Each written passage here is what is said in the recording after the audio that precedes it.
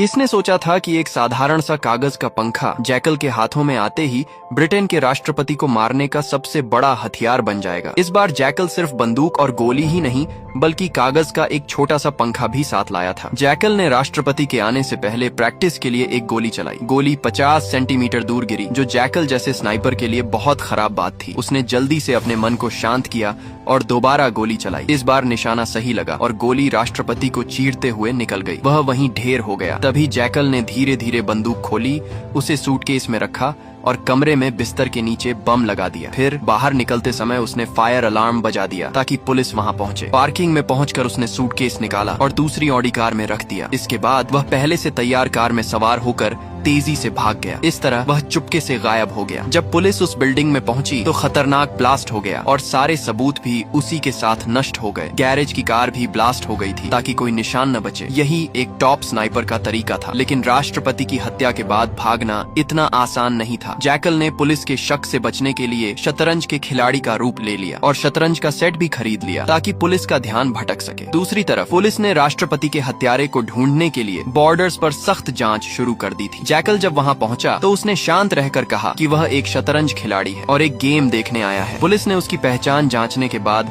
उसे गाड़ी में रखे डिब्बे को दिखाने को कहा। यही तो जैकल चाहता था, ताकि पुलिस वालों को यकीन हो जाए कि वह शतरंज खिलाड़ी ही है। पुलिस ने उसका पतला दुबला शरीर देखकर सोचा कि वह शायद मुर्गी भी न मार सके और उसे जाने दिया। जल्द ही जैकल फ्रांस पहुंच गया। एक इंटरनेट कैफे में जाकर उसने अपनी यूएसबी कंप्यूटर में लगाई और अपने कॉन्ट्रैक्टर से पूछा कि राष्ट्रपति को मारने का पैसा कब आएगा। जैकल आज तक उस कॉन्ट्रैक्टर से नहीं मिला था। वह मिलना चाहता तो था, लेकिन अगले कॉन्ट्रैक्ट के लिए $10 लाख सुनकर उसका मन डोल गया। उसने और कुछ नहीं सोचा और हाँ कर दी। उसने कहा कि 5 लाख काम से पहले, बाकी के बाद में। कॉन्ट्रैक्टर भी मान गया और उसे लोकेशन बता दी। जैकल पहले लोकेशन पर गया। वहाँ कॉन्ट्रैक्टर की एक एजेंट ने जैकल को नया टारगेट दिखाया, लेकिन जब उसे टारगेट का पता चला तो उसने कीमत 5 लाख से सीधे 10 करोड़ कर दी, क्योंकि यह टारगेट दुनिया का सबसे अमीर आदमी था और उसकी सुरक्षा बहुत सख्त थी, जिसे मारने में काफी मेहनत लगेगी। इसके बाद जैकल ने स्पेन में अपने विला में पहुंचकर देखा कि उसकी पत्नी बच्चों के खिलौने समेट रही थी। जैकल को सामने देखकर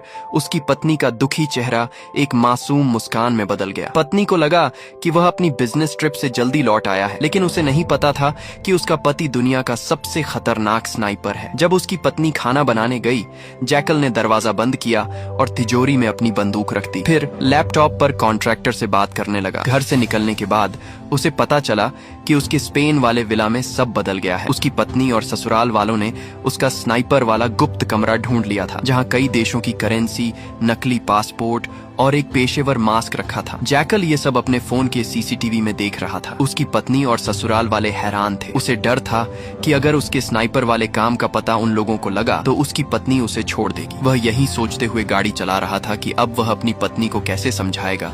तभी उसका ध्यान भटका और उसकी कार एक ट्रक से टकरा गई। जैकल ने गाड़ी से उतरकर माफी मांगी और पैसे भी ऑफर की, लेकिन ट्रक ड्राइवर गुस्सैल था। वह नहीं माना। जैकल उसे वहीं खत्म करने की सोच रहा था। तभी एक पुलिस की गाड़ी वहां से गुजरी। जैकल नहीं चाहता था कि पुलिस का ध्यान उसकी ओर जाए, लेकिन ड्राइवर ने पुलिस को बुला लिया। जैकल ने शांत रहकर नकली दस्तावेज दिखाए, लेकिन पुलिस को शक हुआ क्योंकि राष्ट्रपति की मौत की आग अभी ठंडी नहीं हुई थी। पुलिस ने उसका सामान चेक किया और उसे वहाँ एक बंदूक दिख गई। अगले ही सेकंड जैकल ने पुलिस वाले को मार डाला। फिर उस ट्रक ड्राइवर का काम भी तमाम कर दिया। जैकल ने चुपके से बंदूक से अपने निशान मिटाए और उसे ड्राइवर और पुलिस के हाथ में रख दिया, ऐसा दिखाने के लिए कि दोनों आपस में लड़कर मर गए। फिर वह अपनी कार लेकर भाग गया। एक सुनसान पार्किंग में पहुंचकर उसने नंबर प्लेट हटाई और तेजाब छिड़क कर अपने निशान मिटा दिए। लेकिन उसकी असली मुश्किल थी अपनी पत्नी को मनाना। उसने पत्नी को होटल में बुलाया और फिर से झूठ बोल दिया कि वह बस एक कंपनी के लिए जासूस है और कुछ नहीं। जैकल ने अपने स्नाइपर होने की बात फिर से छुपा ली। फिर उसने कहा कि एक आखिरी काम के बाद वह इतना पैसा कमा लेगा कि यह सब जासूसी भी छोड़ देगा, फिर वे खुशहाल जिंदगी जी सकेंगे। लेकिन उसकी पत्नी को नहीं पता था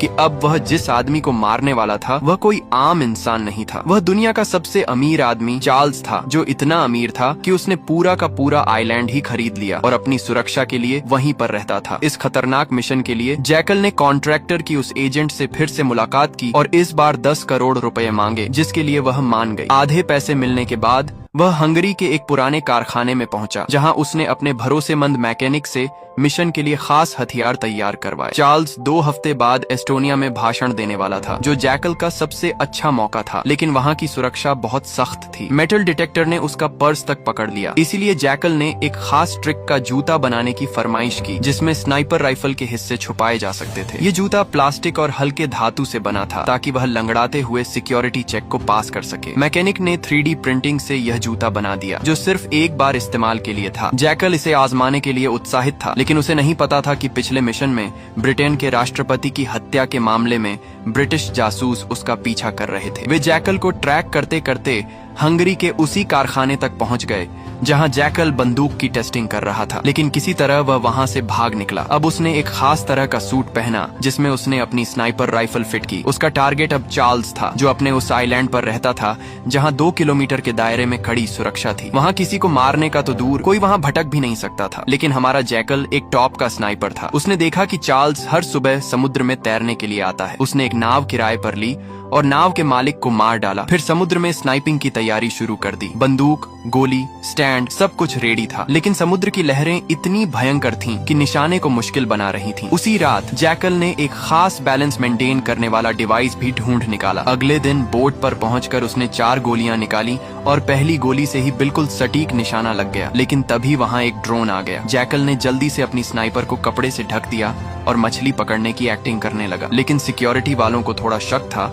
तो उन्होंने चेक करने की सोची। दूसरी तरफ चार्ल्स अपनी कड़ी सुरक्षा के साथ तैरने के लिए बाहर निकल आया और समंदर की तरफ बढ़ने लगा। तभी जैकल ने अपनी स्नाइपर राइफल तैयार की, लेकिन पास से गुजर रही एक तेज नाव के भंवर से उसकी नाव हिल गई और मौका चूक गया। तब तक चार्ल्स समुद्र में उतर चुका था। दूसरी तरफ चार्ल्स की सिक्योरिटी टीम जैकल की तरफ बढ़ रही थी, तो जैकल ने उसे बिना कुछ सोचे समझे मार डाला। अगले ही पल एक ड्रोन उसके पास आ धमका, लेकिन जैकल ने सिग्नल जैमर की मदद से उसे फ्यूज कर दिया। सिक्योरिटी हेड ने तभी वार्निंग दे दी कि कोई स्नाइपर उनके ऊपर एम करके बैठा है। हड़बड़ी में सिक्योरिटी ने चार्ल्स को बचाने के लिए उसे पानी में नीचे डुबा दिया। जैकल ने शांत रहकर गिनती शुरू की, ये जानते हुए कि चार्ल्स को सांस लेने के लिए बाहर आना ही होगा। उसने तीसरी गोली चलाई, जो गलती से गार्ड को लगी। ये देखकर चार्ल्स पानी में इधर उधर भागने लगा। वहीं दूसरी तरफ जैकल ने उसके नाम की गोली बंदूक में डाल चुकी थी। उसने अपने तेज दिमाग का यूज करते हुए अंदाजे से निशाना लगाया और चार्ल्स की गर्दन के आर पार गोली डाल दी और उसे मार डाला। फिर वहां से भाग निकला। मिशन पूरा करके जैकल एयरपोर्ट पहुंचा। वहां से उसने कॉन्ट्रैक्टर को उसके बचे हुए पैसे के लिए मैसेज कर दिया और अपनी स्नाइपर राइफल कन्वेयर बेल्ट पर ही छोड़ दी। जैकल स्पेन अपने घर पहुंचा और उसे पता चला कि उसकी पत्नी और बेटा गायब हैं। उसकी पत्नी को उसका सच पता चल चुका था कि वह कोई एजेंट नहीं, बल्कि दुनिया का सबसे खतरनाक स्नाइपर है, इसलिए वह उसे छोड़कर भाग निकली थी। तभी एजेंट महिला ने फोन किया और बताया कि वह स्पेन में है और उसे कुछ पैसे वैसे नहीं मिलने वाले। इतना कहकर उसने फोन काट दिया। तब जैकल को समझ आया कि उसके साथ बहुत बड़ा धोखा हुआ है। यही नहीं, बल्कि कॉन्ट्रैक्टर की उस एजेंट ने पुलिस वालों को उसकी लोकेशन भी सेंड कर दी थी। जैकल ने बचे हुए पैसे, पासपोर्ट और हथियार लिए और भागने की तैयारी करने लगा। तभी पुलिस वाले घर के बाहर आ धमके और उसी समय जैकल का साला भी नशे में घर लौटा। पुलिस वालों ने उसे जैकल समझकर गोली चला दी। पुलिस को देखकर जैकल ने लाइट बंद की और अपने गुप्त कमरे की एक तरफा शीशे वाली दीवार के पीछे छिप गया। पुलिस वाली ने दीवार की जांच की और दोनों दीवार के आमने सामने आ गए। थोड़ी देर बाद जैकल ने निशाना साधा, लेकिन उसका साथी बीच में आ गया और गोली से मारा गया। थोड़ी ही देर में जैकल ने उस लड़की को भी मार डाला। वहां से बच निकलने के बाद उसके सिर पर खून सवार था। जैकल ने ठान लिया था कि अब वह उस कॉन्ट्रैक्टर और उसकी एजेंट को ढूंढ ढूंढ कर मारेगा। लेकिन अभी उसकी सबसे बड़ी चिंता उसकी पत्नी और बेटे को वापस लाना था। उसने पत्नी को फोन किया, लेकिन उसने फोन कूड़ेदान में फेंक दिया। निराश जैकल हड़बड़ाहट में आगे बढ़ ही रहा था कि एक कार से उसकी कार की टक्कर हो गई और यहीं पर इस सीरीज का पहला सीजन खत्म होता है। नेक्स्ट सीजन अभी आया नहीं है। जैसे ही आता है उसकी एक्सप्लेनेशन भी आपको इसी चैनल पर मिल जाएगा। तो चैनल को लाइक और सब्सक्राइब करके रख लें। धन्यवाद।